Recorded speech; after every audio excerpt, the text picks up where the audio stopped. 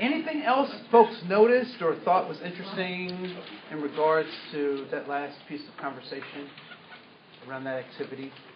A lot of limited experience. You have lots of limited experience? Okay. I guess for me, like, the disabled Americans. Uh-huh. Because I have a friend who I've known her since we were both four or five. She has cerebral palsy in her legs, so and even with myself being labeled as a disabled American, the positives and negatives and how it reflected in my own personal experience between myself and knowing people. Okay. Yeah, how many folks have had lots of experience with disabled Americans or seen them in movies and TVs, stuff like that? Okay. All right, cool. Yeah, for a long time, it seemed as though disabled Americans were invisible. There was a stigma, or if they showed up in TV and movies, they had superpowers. They were, extra special because they were disabled, right? I don't remember, most of you aren't old enough to remember Ironside. Oh, yeah. Right? The super detective, who was in a wheelchair. And, so I always thought that was kind of interesting. So let's move on. So in the second booklet, the booklet that you're currently in, if you could turn back to page 5. Turn to page 5 for me. And there's a circle in the center of that page. And let's say that this is the circle of all human knowledge. It's a little melodramatic, right? So let's say this is the pie of all human knowledge. What I want you to do is I want you to cut yourself a slice of pie relative to the size of what you know of everything there is to know. All right? So cut yourself a slice of pie relative to what you know of everything there is to know. All right?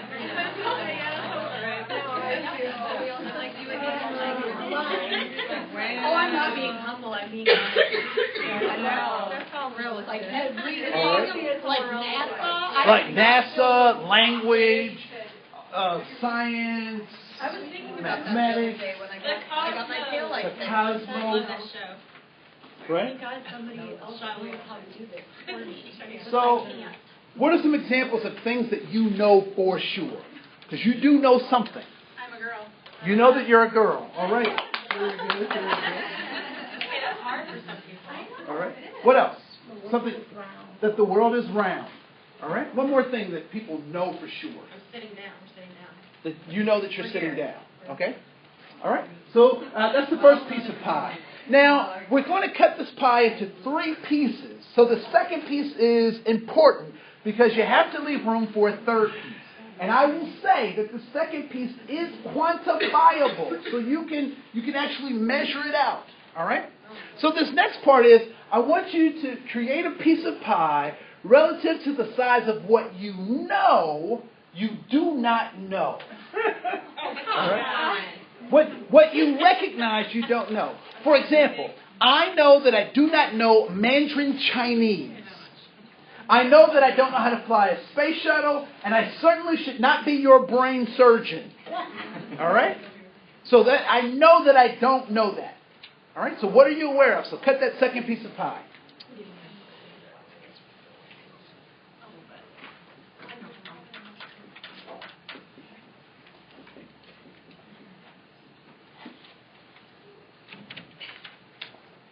So now I have what I know, and I have what I know I don't know. So what are some examples of things that you know you do not know, that you're aware of, that you don't fully understand or fully know?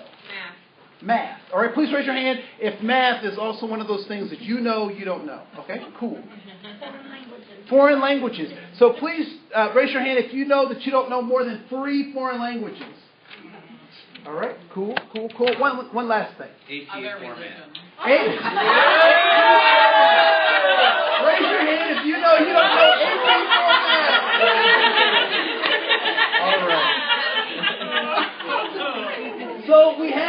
know. We have what we know we don't know. And lastly, what do you think is the third piece of the pie? Yes. What we don't know, we don't know. What we don't know, we don't know. Or what we might call a blind spot. Right? So it is funny. Someone said, well, you got that from Donald Rumsfeld. And I said, you can use it for evil or for good. You decide. So we have what we know. We have what we know we don't know. And then we have our blind spot. And if we take this whole pie into account, we might call that our paradigm. And paradigm simply is the way you see the world. And the way you see the world will dictate what you're able to see. All right?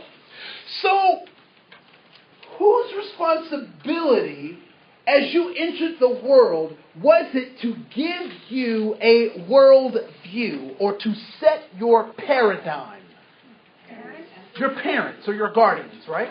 So those people who raised you, who took the responsibility to raise you, their job was to give you their paradigm.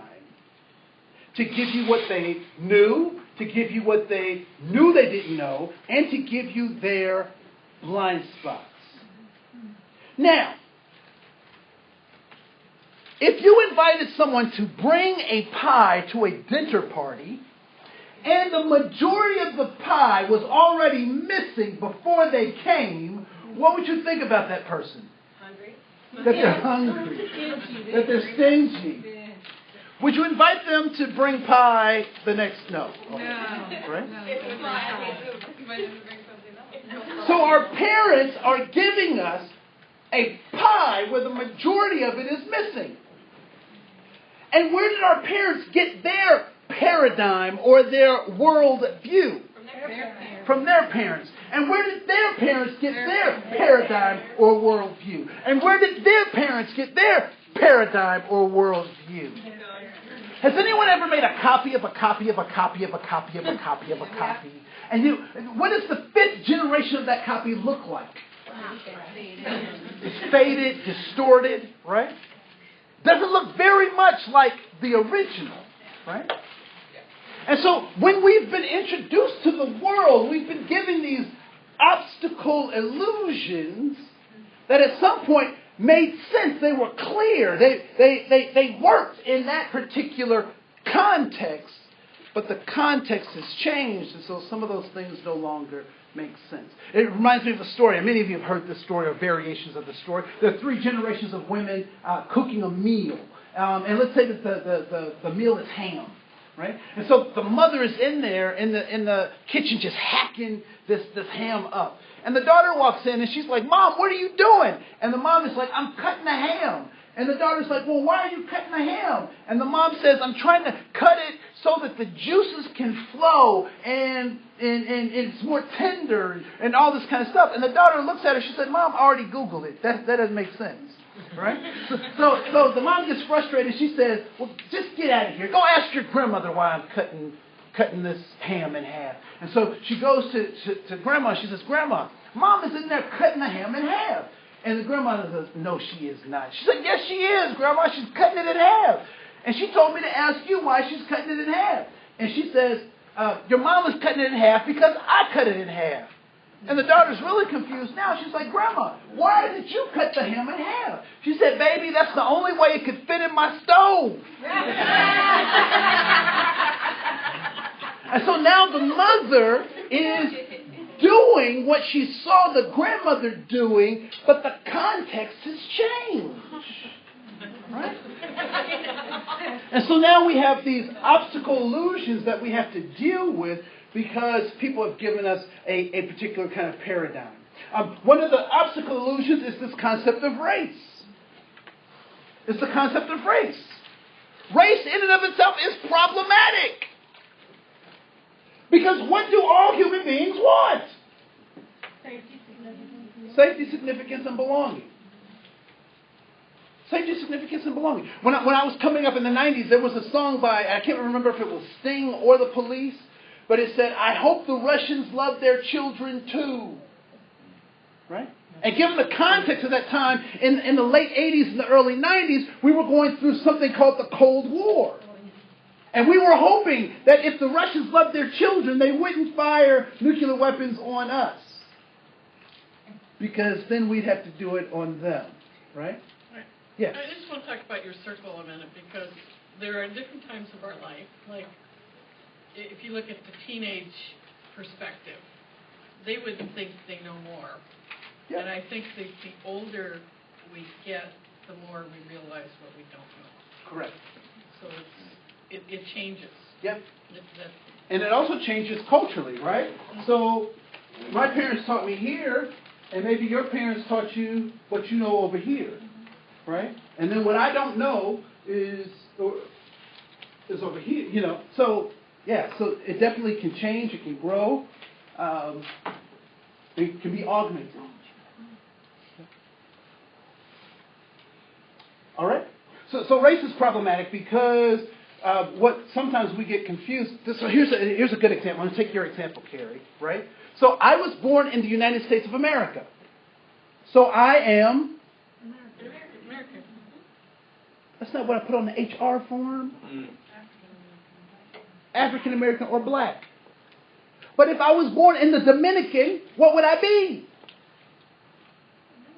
I'd be Dominican, and I'd also be Hispanic. Dominican is a Latin country, right? So if this race thing was really a thing, shouldn't I be the same race everywhere on the planet?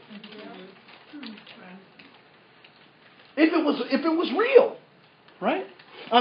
Race is also problematic, and I'd like to use President Barack Hussein Obama as an example, right? So President Barack Hussein Obama shows up in the United States as what ethnic group? Black, African American, right? Is that the sum total of who he is? No. His father was a black Kenyan. His mother was a white woman from Kansas. They came together and they Obama'd. And so he shows up as a black man. He can also show up as a biracial or mixed race man. And if we follow the sickness of the racial illogic, he can also show up as a white man.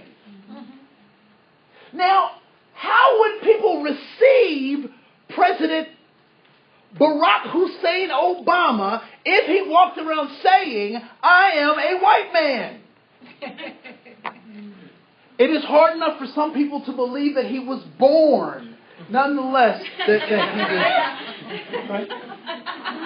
So race is problematic. It is an optical illusion. This concept of historical trauma as it relates to Native Americans is also problematic. Right?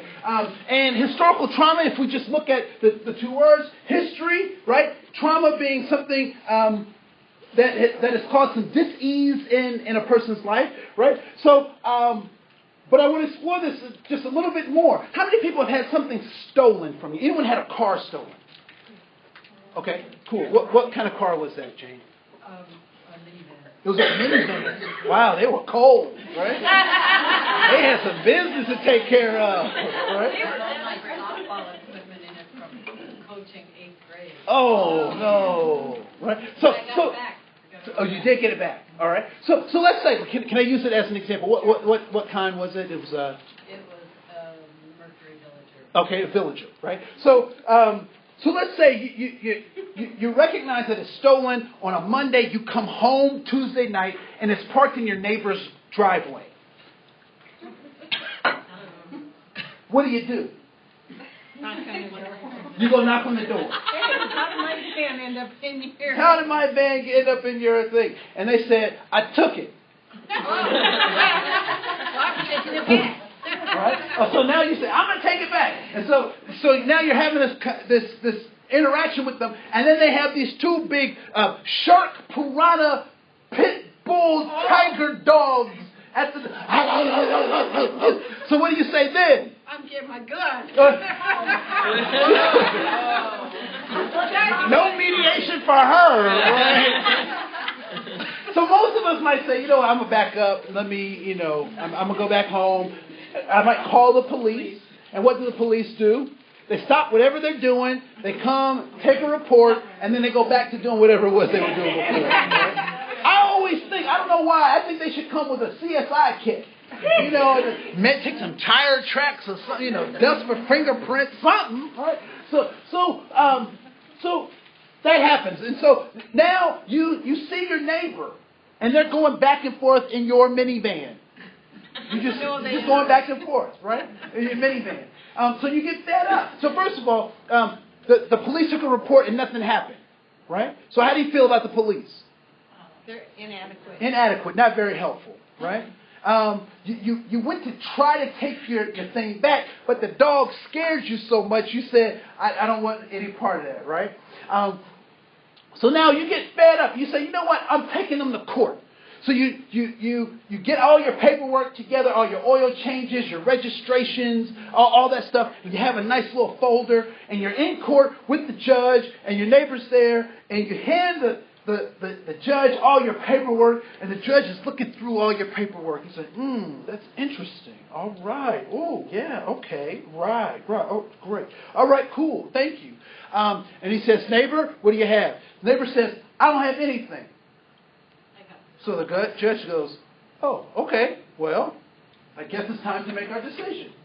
And the judge makes his decision. And he says, the car goes to the neighbor. No. Whoa. You'd say no, but there's actually a case right now. A soldier who's stationed in Hawaii right now had a bunch of squatters in their house. I think it's in Florida or something. But it was just on the news recently. And you say no, but it's happened because the judge, there was nothing they could do about it. They were squatters. It happened. Oh, Right. my So now the judge says the car belongs to the neighbor, and you got to still watch this neighbor go back and forth in your car. Now, how do you feel about the judge? How do you feel about the system? Broke. Right? It's broke. It's not helping you. It's not made for you. You can't use it. It's not helpful. What do you start feeling about yourself? Insignificant. You feel inadequate. You feel insignificant. You feel like you don't have any control over your own destiny. Right? Where's your right? You don't have rights. You know, blah, blah, blah. So then the spring comes, and the neighborhood association decides that they want to do a car show to raise money for leukemia. So the neighbor comes across the street to you and says, can you please help me clean up this car? I know you know something about villagers. Can you help me polish up this car for the car show? Yeah, take my car back. How do you take your car back? How do you feel about the car show? No. No. How do you feel about the neighbor? What do you say to the neighbor that you can say in this room? No. Right? No, give me my car back. I'll let the door hang with good words, please. Yeah. Right? This is the nature of historical trauma of Native Americans. They have to watch their land, their waters, their rivers being stolen from them and enjoyed by other people. And then people say to Native Americans, you can borrow the car on Saturday from 10 to 11:30, but don't be late. So we tell them where they can live. We tell them when they can fish, when they can hunt, how they can interact. What does that what starts to happen to an individual when you can't control anything around you? Give me your Become out of control. give me. Void. Alcoholism, Yeah. drug addiction, suicide. Because if I can't control anything out there, I can control this. And I'm going to tell you, I'm not going to let them take me out. I'd rather take myself out first. And so when we talk about this, the plight of Native Americans, when we talk about this historical trauma, I will say that the word historical is a misnomer because it lets us think that it's the stuff that has happened in the past, when in fact this is stuff that happens every day. Poverty is another obstacle illusion. What poverty says is that it doesn't matter what kind of human spirit you have, some people are worth more than others. That's what poverty says. It says we will disseminate goods, jobs, and services based on how much you are worth. And how much is a human life worth? As MasterCard would say, priceless. And lastly, whiteness is an obstacle illusion. The concept of whiteness is an optical illusion. Where is a land called white? No. Where do white people come from? Do they? Oh, excuse me. No. You said Europe. Do they come? My mother. All white people come from your mother. Oh, Lord. Oh. What has this turned into? All right. And the reason whiteness is problematic is because that concept of blackness is also problematic, right? Because the only thing that holds whiteness together is this thin spider web of so-called truth. The thin spider web of so-called truth. So what makes whiteness work? Power and money. Power and money, maybe. Well, in our Can you argue society, that it does it's work? like, well, Like contact. Europeans came in our country and took over the land Okay. and expanded. And the people with the most money control what happens with the government and the rest of, what happens. Yeah, I can't disagree with you. I think you're right. But I think it's even more simple than that. Doesn't work. Just a group of people. Is there anyone whose people group is from Germany? Please raise your hand. Okay. Anyone whose people group is French?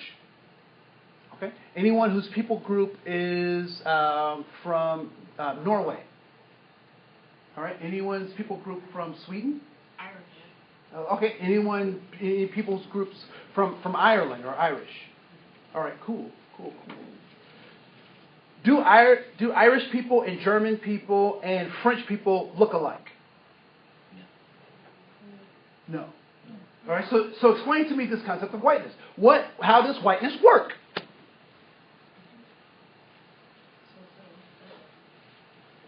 You say it doesn't? I said does. That's the thing. Oh, is it? Does it is a Yeah. question. Yeah. Okay. What's the common denominator? The color. Whiteness. Whiteness. The color of people's skin. And what that means. So the built-in part of that is that the color of people's skin makes them equal. That all white people are equal. That's how whiteness works, right? So because I'm white, I am equal with all other white people. But the problem is that's not true. Right. Particularly if you listen to white people talk among themselves. What do white people call white people who do not measure up to the level of sophistication that most white people think they should? They call them white trash. They call them redneck, right? We start pumping people into these different class categories, right? Based on what we think they should be called. And so there's a very thin line that holds this white concept together. Yes, ma'am. I wasn't white trash until I married a black man. Then I got called white trash for the first time in my life. And so In front of my child. and that stuff is so fluid, and it's not built on anything, is it? No. It's built on someone's No. concept of They what don't this even stuff know is. me, really know me. They don't even know you. Where I came from, who my family is, what I did for a job, what I've done for my community, And what were they trying to do? how much with money that comment? I have or not have. What was that? That Crack that soul. Because if I can crack that soul, if I can make you fearful, if I can make you angry, I'm forcing you right back to this primal brain. But I find it so interesting around election times. They like to play the race card, but they don't play the race card for black people. They play the race card for white people. So if I can get you to go back to this primal brain where you're fearful and you're saying they're out to get me, then I know exactly what you're going to do.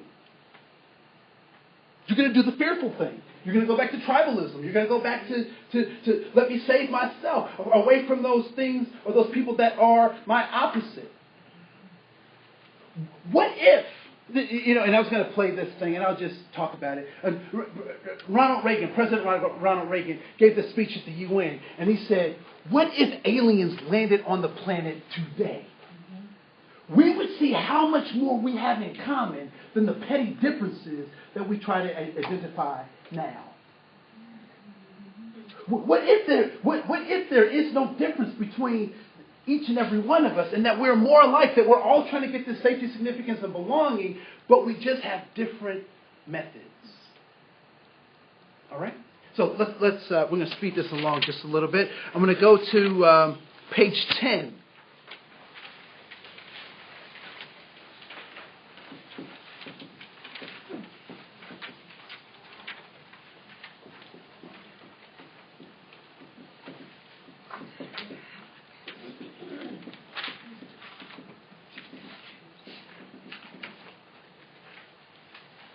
So we've already talked about discrimination. What is discrimination? 1964. What did 1964 do for discrimination? Define discrimination. Oh, define. It defined discrimination, right, as a part of a legal process, right? So discrimination is a legal process. All right, so discrimination is a legal process. We also know that emotions plus thoughts dictate behaviors, right? Dictate behaviors. For example, when we overcompensate, what are we typically overcompensating for? Right? So a sense of inadequacy, right? Yeah. So emotions plus thoughts dictate our behaviors. Now, typically when we've talked about bigots or bigotry, what has been the remedy that people have offered for bigots? What do people typically say about bigots? That they're ignorant. Ignorance is typically referred to as a lack of what? Education and knowledge. That bigots are ignorant. Now, I don't know if this has ever happened to you, but it certainly has happened to me on a number of occasions until I figured it out. That when I encountered a bigot, I would try to give that bigot information. Like, no, Jeff, that's not how it is. It's like this. Here's some here's some statistics, here's some stuff. And what does Jeff do? He digs in. Right? And then I give him more information, and he digs in more. And I give him more information. And I give him so much information that Jeff gets fed up. And he says, you know what? I can't take it anymore. I don't care what you say. This is how I feel. Oh, that's what bigotry is. Bigotry is an emotional state. Now, what changes emotions? Thoughts. All right. So you have a sad friend. Your friend is sad. So you bring over an Excel spreadsheet or a PowerPoint presentation about why they should not be sad. Does that get them out of their sadness? No.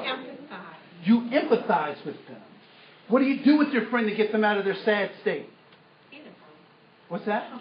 You be there. You sit there. You empathize. You get them to do stuff with you. You bake cookies or bring chocolate so you ultimately show them love. What changes emotional states? Other emotions. And if bigotry is steeped in fear and hate, then what is the obvious difference that needs to be presented to them so that they shift? Different emotions. Love. Come on, yes, love. You have to love a bigot. I don't know if you have someone in your life like this, but I've oftentimes had bigots in my life, and I've said to myself, I'm going to cut them off. I can't be around them because I am so good and they're so lowly. when you cut a bigot off, do they get better? No. So to help a bigot, you have to love them and you have to tether yourself to them. I'm not saying you have to take all of their junk, but you do have to say, look, this is the space that I'm going to give you. When you act like that, I can't be around you, but I'm not going to let you go. You're tethered to me. Because at some point, something about me should rub off on them. Right? Prejudice. I was always taught that prejudice was a bad thing. But as an adult, I have found out that prejudice will save your life. It's 11:30 at night. I'm walking down this dark street. There are 6 guys coming towards me. What decision do I make? I cross the street. Why? Because I'm being prejudiced. I have prejudged that situation. But the problem with prejudiced people is that they take a good decision in a particular context and try to apply that to another context where it doesn't work. So now I'm at Cub, using the same logic that I had on the street. There are 6 people coming towards me down the aisle. What decision do I make using that same logic? Right? I'm going to freak out because there's people everywhere. Right? And it's funny, prejudiced people will say, well, I know 5 Native Americans and they are all drunks. So all Native Americans are drunks. There's 2 problems with that logic. The first problem is the word all. You've not met all Native Americans. Right? The second problem is this. My granddaddy used to say, birds of a feather flock together. So I'm concerned. If you know 5 drunks, I'm just concerned. Right?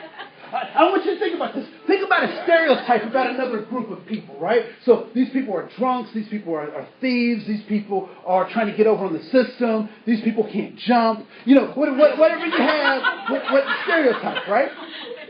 Now I want you to firmly place your hands around your family tree and shake.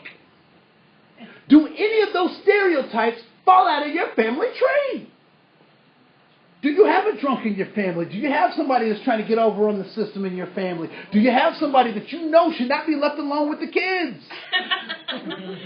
Whatever we can say about another group of people, not only can we say about our own family, but we can also say about our own group. We are so much more alike than we are different. And so prejudice is a thought process.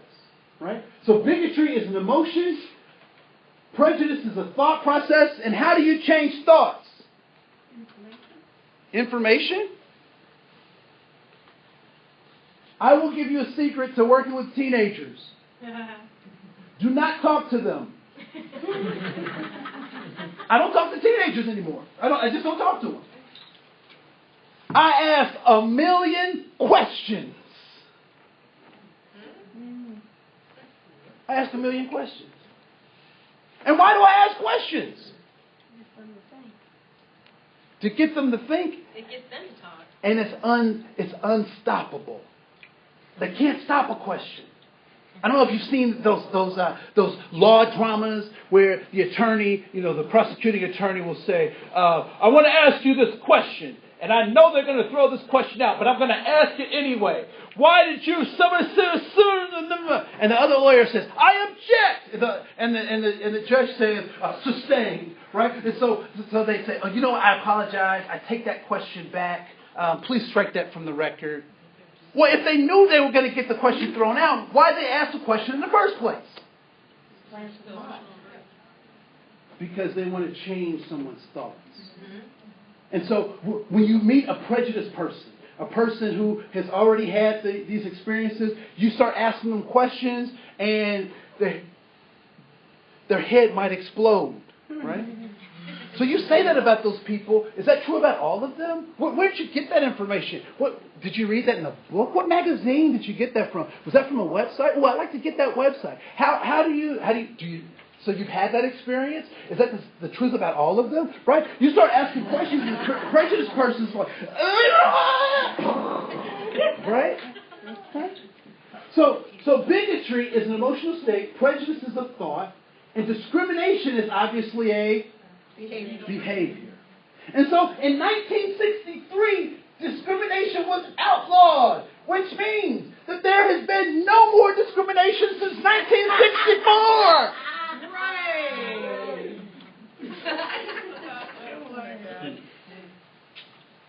So why is it that we still have discrimination? Because there's still those emotions and those thoughts in people that create the discriminatory. Who said that they would take care of discrimination? Say it. The government. They said, you know what? You bring us discrimination and we'll take care of it. We have a process. We will make sure that the courts are there to support people. So you bring us discrimination, we'll take care of it. Is there a law that says how people can feel the emotions that they can have? No. Is there a law that says how people can think? No. So whose responsibility is it to help people think differently and feel differently? Individual. So why do we still have discrimination? Because we're not doing our job. We're not loving people. We're not causing them to think. We're getting distracted by these obstacle illusions of race, these obstacle illusions around historical trauma and poverty and class and whiteness and blackness, all this stuff. There's this book right here, the autobiography of Malcolm X. Anyone read it? Read it. It's cheap, $4. Towards the end of the book, there's a part where they talk about his assassination, right? And so he's giving the speech in front of this crowd, and as he's delivering the speech, someone off to the left says, "Get your head out my pocket!" And everybody's attention goes to that person over there, while the assassin is right over here and shoots Malcolm X dead cold. You see, one of the things that we get trapped in is looking at all these obstacle illusions, having people fight among themselves, whether it's a marriage amendment, who should be married, not be married, who should have access to this and that and all this other stuff. We start getting all discombobulated around this stuff while the powers that be are having a field day assassinating us and picking us off one at a time. I think it's absolutely a crime that one of the largest suburbs that is growing in a place that has toxic water. Woodbury. 3M has been dumping this toxic water all throughout that community, and we're just growing and growing and growing the community, and I don't hear the outcry. I think it's a crime that we have failing public schools that we pay taxes for, and we're not screaming and hollering and saying, that's not okay. How are you spending my money? Gene asked the question, how is it that some of these things have gone on for so long, and the same reason that the Clippers owner has been able to go along so long till he's gotten himself in this quagmire. We don't say anything. When was the last time you heard something on the radio, saw something on the television, you saw an article that came across your email, and you wrote the person back and said, I don't appreciate this. This is not a part of my value system. Please don't give that to me again. Commercial, broadcaster, please don't broadcast this again or show this commercial because it's not a part of my values. When was the last time we stood up and said something about those things? Our silence is being taken as acceptance. And the longer that we're silent for our families, for ourselves, the more this stuff will continue to happen. And so when we talk about this discrimination, if you look at this mathematical equation,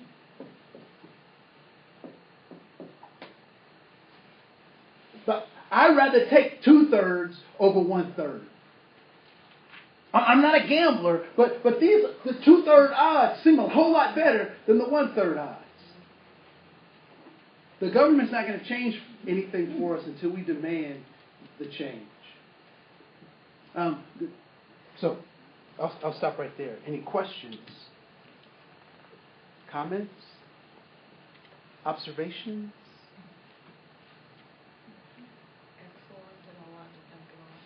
Excellent, and a lot to think about. On the back of your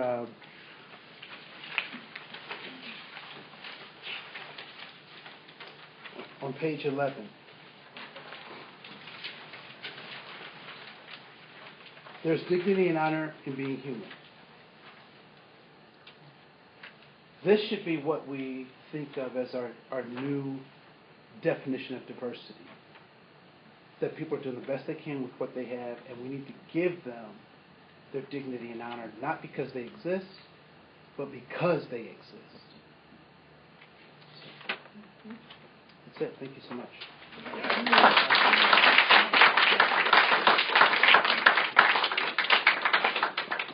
Thank you, Andre. You're so very welcome.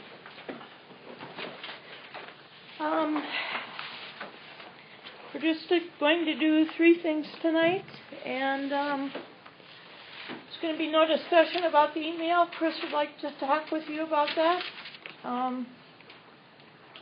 For those of you who found it helpful, good. For those who didn't, I hope you found something in there that you can take to heart and maybe learn from. So it's kind of up to you. I'm handing out the cases. You are to take the top cases. We hand them around. Your case is due next Monday in class. It is to be APA style.